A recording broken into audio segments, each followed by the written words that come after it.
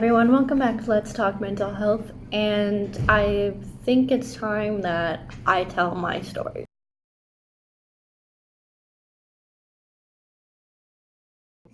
of mental health and what I've been through and whatnot. I might have mentioned it a few times throughout previous videos, but I think it's time. Nitty gritty details, especially with the Let's Talk Day coming up within the next week or two, so without further ado, I'm just going to dive right in. My journey started as a young child. I basically grew up without a father my entire life.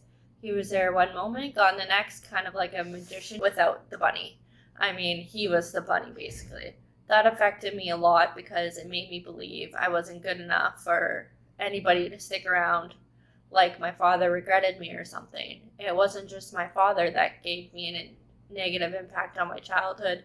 It was also being bullied all throughout elementary school. I could never understand why I was being bullied.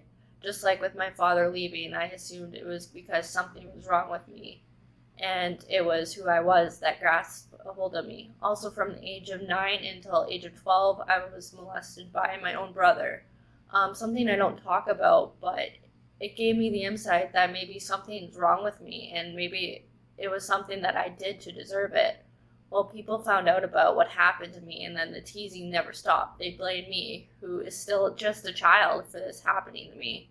There was also this girl growing up. I won't say names, but she was the bane of my existence. She was the number one bully who always tormented me, saying I was weird or that I was different. I had moved schools from her in grade 6, hoping it was a chance to meet new people and start over from the place that brought me down for so long. At first, it was a new start. I was a new girl, and I made some amazing new friends.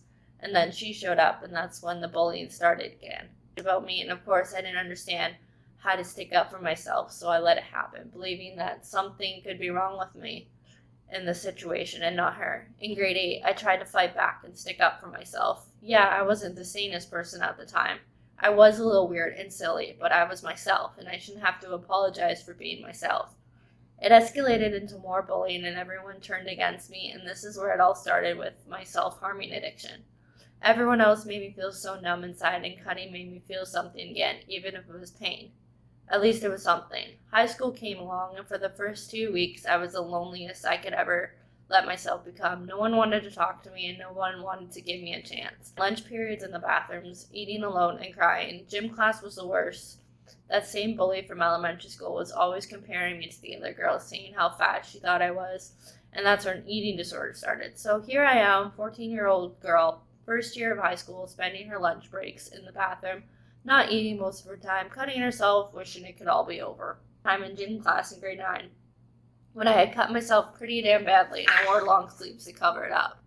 And then this girl made a joke saying I was wearing sleeves to hide the fact that I was an emo freak, and in front of everyone, pulled the sleeves up. Well, the guidance counselor caught wind of that, and more bullying started. Yay! Let's fast forward a few months. I have finally made a good group of friends, had a good group of people in my life, and everything was starting to get better. Happily ever after? No, grade 10. First half was great, still had friends, learned to deal with the bullies better. I was even dating someone. Young. But then there was a situation involving a laptop and me sending bad pictures to someone I thought I trusted because I was young and naive. They turned out to be a hacker set on ruining my life. So more depression came from that, and I think it was mid-November maybe. I stepped on a fork in my messy bedroom and had to get stitches in my foot. Wasn't a big deal at the time, and now it's a funny story. But weeks later, it got all infected, and I was really sick and missing tons of school and failing classes. I even remember passing out in English class and the bullies making fun of me for it. So much fun, all right. Now it's the second half of grade 10. My foot is healing. I'm living at my grandparents', stuck taking the bus to school every morning. I still have the same friends, not dating anyone anymore. Spoiler alert, it was a guy I sent pictures to and I trusted. Didn't work out so well. Things again. Then I ended up failing 3 classes from the previous semester since I had skipped class a lot. Oh, and at this point is where I'm introduced into weed. Yay, drugs. And now let's introduce another person who had a role in ruining my life. Won't say names again, but she was the biggest bully and narcissist I have ever met in my entire life. She started out as becoming a very good friend of mine, but every time I introduced her to a new guy, she would basically steal them away. She was good at this, and then blaming it on them for being jerks, even though she was the one clearly coming onto them. Nothing was good for her in her eyes. The way I dressed, talked, acted, etc. I was basically a little puppet on a string. My final straw with her was probably last year when she left me at a stranger's house during a party to go off with someone else. I was wasted, woke up with my shirt off in a bathtub, which person made me walk home alone at 6 a.m. because she couldn't be bothered to come and get me. She's the reason why I can't trust people. Again, not blaming anybody on anyone, but she's definitely someone I'm glad I cut off. Grade 12 was also a bad year for me. Grade 11 was fine. Nothing really major happened. Don't remember grade 12. I think I was drunk most of it, to be honest. Got into a major fight with my best friend. So basically I was back to the beginning of the same start like I was beginning of high school, alone and sad. I was also smoking pot and skipping classes nearly every day. So that didn't help nearly not going into graduate situation. But things got better and I did graduate. It always gets better. Even if for a moment, it always gets better. So after high school comes college. I stayed in my hometown for college because I didn't have enough money to go out of town. I met a new friend. Things were great. Then weeks passed. Semester 1 went great. Got good grades. Made new friends. Went to tons of parties. Semester 2 comes along. That's where it goes downhill. This new friend I made during semester 1 was turned into a real nightmare. She didn't like any of my other friends. I had to tell her where I was at all times, or she'd get mad. Happening, but my workload for school is getting worse and worse and worse. My depression is coming back in a big way, and I started cutting again. This was my first year of college. I was taking early childhood education. This is the reason why I don't like kids that much anymore, to be honest. Because, yeah. School, everything was making me feel numb. So first year of college comes to a close, and now I'm in debt because I decided to drop out to take care of myself. Big mistake.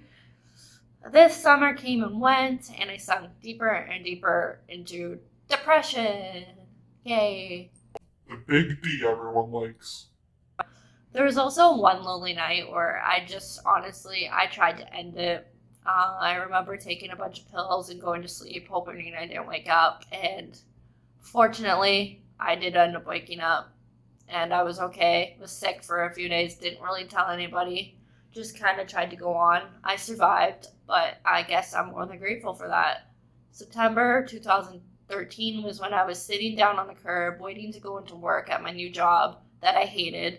Having a panic attack, I thought to myself, enough is enough. So yeah, that's when I started seeing a counselor, Sarah. I miss her a lot. She moved jobs, but still keep in touch.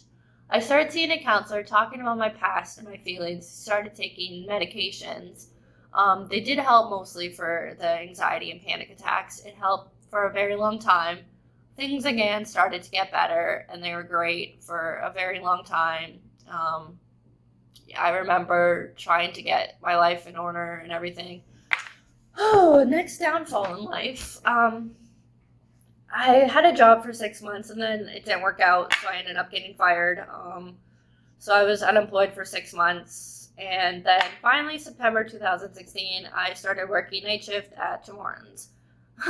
I'm still working there. Everything worked out in the end. It was great at first, but the lack of sleep was truly getting to me. I tried to opt out of doing it, but it never seemed to happen. So again, another issue that causes me back into the rabbit hole. I go. Routine to finally get off night shift.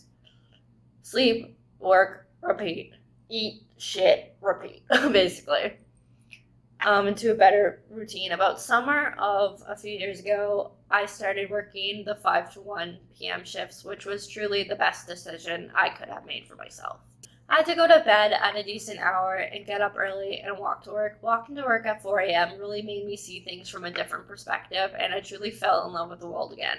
But unfortunately, summer came to an end, and I couldn't walk to work anymore as it was beginning to get cold in the mornings. And social work this time, and because I wanted to help people, with their problems, and it was great for the first semester. Again, it's always great for the first semester, and then second semester went downhill because my depression came back, and some of the classes I was taking was triggering towards my past and stuff, and it was really hard for me, so I dropped out of college for the second time, and still in debt from it, but guess who's going back a third time? This girl. I'm taking a video design program, not video game design, recording videos and editing and stuff. And so that's gonna, hopefully I get accepted and I can go next year, because it's something that I'm interested in, and EC and social work was something I wanted to do, but not something I was ready for. But I am using the skills that I gained from social work for Let's Talk Mental Health. And with that, that means the support group that Bree and I are developing. And basically, I hope to accomplish a lot of reaching out and goal setting and community involvement. And basically, I want to use the skills that I've learned from depression and going through things to get in leadership and running something. I'm developing an amazing team right now that is going to be a big help. Bree and I have gone through trial and error of the support group and trying to develop our skills and whatnot. Like, depression keeps getting in the way, unfortunately, but we're trying to conquer that demon and, get our story out so we can help other people, even if it's just one person, just to tell their story and know that they're not alone, and it does eventually get better. It may not be perfect. Have your rough and off days, but it gets better. It gets manageable. You don't obviously heal 100%, but it's manageable, and with the right tools and medication and support, you'll be able to conquer whatever it is that you set out to do in your life. If anybody has any questions about Let's Talk Mental Health or my story itself, feel free to message the page, facebook.com/mental health support group. I'll link it down below. I always do in my videos. Or you can message me on Facebook or Instagram, Twitter, any social medias, basically. This isn't my full story. There's probably a few things that I've repressed that I left out, but it's the gist of it, basically. And mostly my whole story, my life story, and I hope it gets better from here. Anyway, toodaloo. And going through things to, could you not stare? Have you ever seen a person talking to a camera before in a room by themselves? Ooh, they caught me hissing. That's awkward. Anyway, I need to learn to be more confident on camera, but as I was saying, I hope to develop more skills.